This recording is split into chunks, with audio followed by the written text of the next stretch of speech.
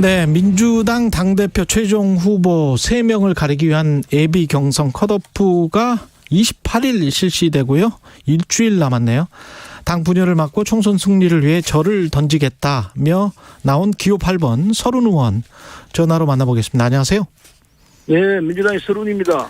예, 지금 판세와 관련해서 좀 늦게 나오시긴 했는데 네. 1강 3중 중에 3중에 1명으로 분류를 하더라고요, 언론은.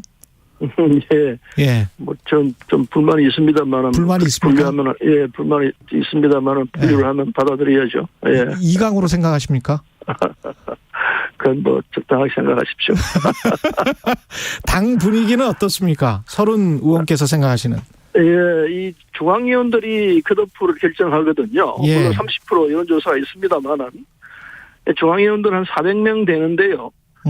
중앙위원들은 국회의원, 위원장, 지구당 위원장 그리고 단체장 주로 그런 분들이 이제 하시는데 예. 대부분 저를 잘 알죠. 오랫동안 정치를 하셨던 분들이기 때문에 만나서 얘기를 해보면은 대충 다 저의 입장에 동조를 하고 그리고 당을 안정시킬 때는 서른영 같은 사람이 필요하다 이런 주장에 함께 수긍을 하기 때문에 예. 컷오프는 무난히 가겠다 이런 생각을 하고 있습니다. 국회의원과 지역위원장과 지자체장 이런 분들이 중앙위원이군요. 예, 400명입니다. 예. 그러면 이 컷오프를 할 때 1, 2, 3등도 같이 발표를 하나요? 어떻게 합니까?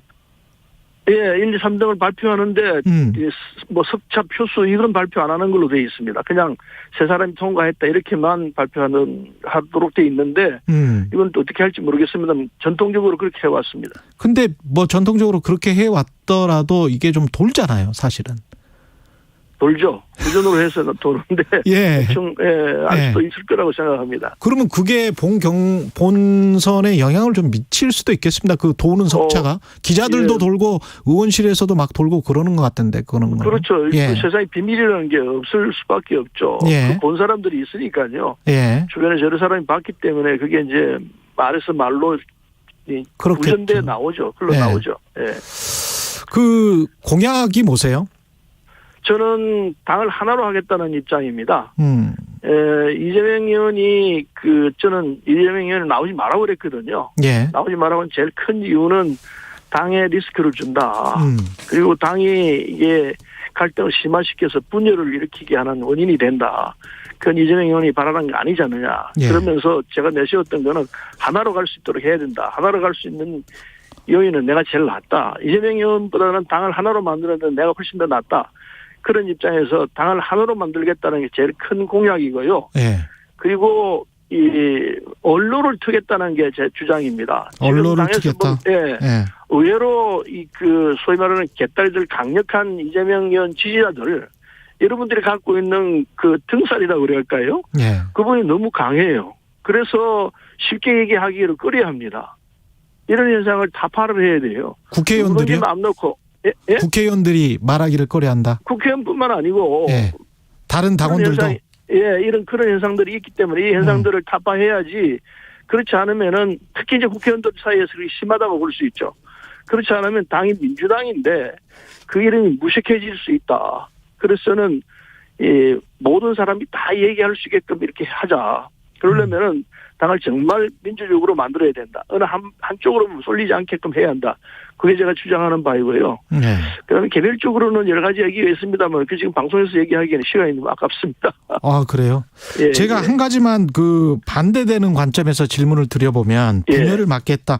개인 리스크 이재명 의원의 개인 리스크에 관해서는 일반적으로 다 인정하는 분위기니까요. 네. 분열과 관련해서는 사실 박용진이나 박주민이 그러면 낫지 왜 서른이 되면 서른도 마찬가지로 분열이 아닌가 이렇게 생각할 수도 있는 거 아닙니까? 그런 시각이 있을 수도 있습니다. 예. 그래서 저는요. 이 문제 분열의 시각은 어디서 나오느냐면 공천에서 나옵니다. 공천이 내가 공천에서 소외될 가능성이 있다. 공천 탈락될 가능성이 있다. 이런 이 두려움 때문에 말도 못하게 되고 그리고 당이 그냥 결국은 최종적으로는 찢어지는 이런 상황이 올 수도 있는 거거든요. 그런데 나는 그건 절대적으로 안 할 자신이 있는 거죠. 내가 어느 소속에 있다 하더라도 그 부분의 입장만 대변할 게 아니고 이재명 측의 입장도 대변하고 이재명 반대쪽의 입장도 대변하면서 같이 끌어서 묶어서 갈 수 있는 유일한 상대다. 저는 그렇게 생각하고, 그다음에 이제 다른 분들을 비교를 한다면은, 예. 그분들이 갖고 있는 당에 대한 일테면은 이 대중성, 집약성, 이런 건 저보다 훨씬 떨어진다 생각해서 당을 하나로 묶어내는 데는 제가 적임자일 거라는 게 조금 주관적인 판단인지 모르겠습니다만 그렇게 얘기도 하고 있습니다. 의원님, 그러면 이재명 의원이 당대표가 되면 공천 확산을 할 거라고 보세요? 그런 시각이 굉장히 많습니다. 의원님 개인적으로는 어떻게 생각하세요? 저는 뭐 그럴 수 있다고 생각하죠. 그렇기 때문에 그걸 못하게 하고 막아야 한다는 게 많은 사람들이 주장했던 부분이 그 부분이 큰 부분으로 나옵니다. 예. 이재명 의원은 일테면은 그 강력한 이 이재명 지지자들이 갖고 있는 일반적 입장을 보면은 다 잘라내야 한다. 이재명 의원에 반대하는 견해를 갖고 있는 사람은 수박이라고 표현하는데 수박도 다 깨버려야 한다. 뭐 이런 얘기들을 하거든요. 그게 이제 이재명 의원의 뜻이 반영된지 안 되는지 잘 모르겠습니다만은 예. 어쨌든 그런 입장들이 굉장히 강하게 나오고 있는 상황이기 때문에 예. 그걸 미루어 보면은 이건 뭐 그런 상황으로 갈 것이다 이렇게 보고 있는 거죠. 방금 전에 하태경 의원 나왔었잖아요. 네네. 예, 그래가지고 그렇습니다. 북송 문제 관련해서 강력하게 의혹을 제기를 하던데, 그러니까 네. 뭐 살인범이라고 알지도 못한 상태에서 이미 북송을 결정을 했던 게 확실하다, 뭐 이렇게 이야기를 한 거잖아요. 근데요, 제가 들어보니까 참 어처구니가 없어요. 예. 이게 지금 지지율이 떨어지니까 이제 소위 말하는 북풍몰이를 해서 만회해 보려고 그러는 것 같은데 터무니없는 이야기죠. 다 드러나 있었던 이야기입니다. 아까 잠깐 주성아 기자 얘기도 하는 것 같은데. 네, 제가 이야기했죠. 예. 주성아 기자도 조목조목 다 얘기를 했습니다. 간단하게 말하면은 이 범행에 가담한 사람이 3사람이었는데 한 사람은 북쪽에 떨어졌고 북쪽에 남아 있었고 두 사람이 내려오면서 각각 분리 신문을 했습니다. 예. 각자 분리 신문 똑같은 상황이 나왔어요. 그리고 지가 어떻게 범행을 한 사람이 그렇게 16명을 죽였다고 그렇게 자백을 하겠습니다. 자백 내용이 똑같아요. 분리 신문을 했는데 2명 다 자백 내용이 똑같았다. 그렇죠.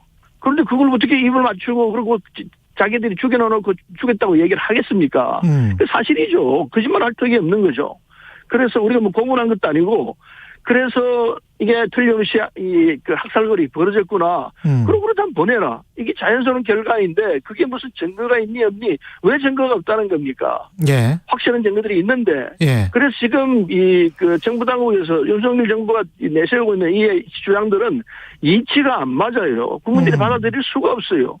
그리고 그때는 그 당시 야당, 지금 국민의힘 쪽에서도 이거 잘한 거다. 그런 살인마들을 어떻게 받아들이느냐. 이런 주장이 국회 내에서도 나왔고 그렇게 했지 않습니까?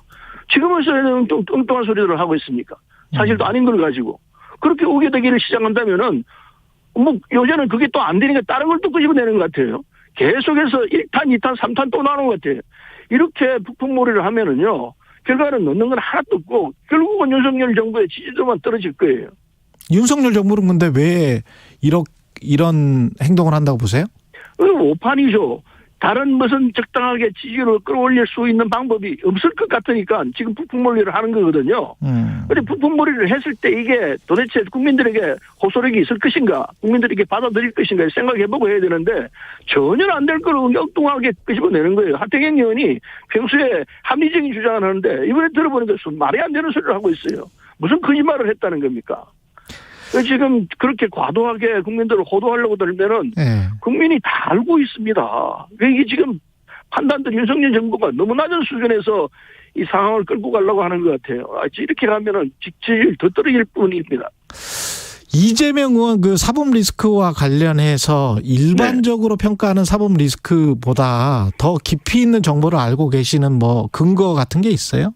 혹시? 전 여러 가지 들은 얘기가 있는데 이런 얘기를 공개적으로 하기는 조금 또 그렇죠.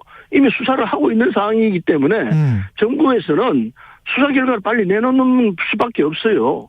이걸 가지고 무슨 계속 시비가 일어나게 할 수는 없는 것이고 수사해본 결과 아무것도 없다면 없는 대로 처리를 해야 되고 수사한 결과가 있으면 이건 이만큼 책임져야 한다 그만큼 책임지고 그렇게 해야 되는 거죠. 근데 이제 빨리 수사를 종결시키는 게 중요하죠. 근데 말씀을 사법 처리를 피할 수 없을 것이다 이렇게 하면서 같은 당의 이제 박찬대 의원도 경제에 몰입하다 보니 정도를 벗어나는 발언을 했다. 이건 DJ 정치가 아니다. 이렇게 지적을 하고 그런데 있거든요. 그게 김대중 대통령의 방법이 아니라고 얘기를 하는데 그건 결과를 봐야 합니다. 지금 제가 얘기하는 부분은 우리는 수사권이 없습니다. 수사권이 없기 때문에 단지 정황으로 가지고 판단할 수밖에 없는 사안인데 그것만 가지고 함부로 말하는 건 안 되겠지만은 그러나 정황상 우리가 느끼고 있는 부분은 얘기할 수 있는 부분이죠. 그렇기 때문에 확실한 것은 수사한 결과를 빨리 내놓고 그리고 국민에게 이런 게 사실입니다. 얘기를 하면은 그 사실인지 아닌지 우리가 보고 판단할 수밖에 없는 거죠. 이제는 수사권을 갖고 있는 측에 그 공이 넘어갔기 때문에 빨리 판정해서 결과를 내놔야 합니다. 계속해서 끌고 가면은 이재명 의원은 무죄다고 얘기할 수밖에 없죠. 이재명 의원 지지자들은 그렇게 생각할 것 같아요. 그러니까 대선 전에도 그리고 지금 이제 당대표 선거를 앞두고도 비슷한 문제 제기가 비슷한 의원에게 나왔다. 이거는 일종의 이제 그 계속 대원 어떤 이재명 죽이기 아니냐 이렇게 생각하는 시각은 어떻게 보십니까? 그런 시각도 있을 수 있습니다. 네. 그렇기 때문에 물론 그 과정에서 대선 후보에 대해서 이 얘기를 한다면은 대선에 개입하는 결과가 나오기 때문에 그건 그렇게 결과 발표를 안 할 수 있다고 생각합니다. 그러나 이제 대선이 끝난 상황이기 때문에 그 발표가 나와야 되고요. 더 중요한 부분이 딱 하나 있습니다. 예. 뭐냐면은 본부장이라는 말을 했습니다. 윤석열 대통령 자신이 흠결이 있습니다. 그리고 부인과 장모에 대한 흠결이 있습니다. 이것도 같이 나와야 돼요. 그래야 공정하다고 그럴 겁니다, 국민들이. 그 두 가지를 동시에 내놓지 않으면은 그건 공정하지 않다고 볼 거이거든요. 예. 그래서 어느 것이 먼저 나오느냐 뒤에 나오느냐는 문제가 있을 수 있습니다만 먼저 같이 나와야 한다 생각해요. 예. 양쪽이 같이 내놓으면은 이게 사실이고 다르구나, 사실이 맞구나 하는 건 판정할 수 있을 것이기 때문에 수사 당국은 빨리 이걸 결정하고 내놔야 한다고 생각합니다. 민주당 당권 도전에 나선 서른 의원이었습니다. 고맙습니다. 네, 감사합니다.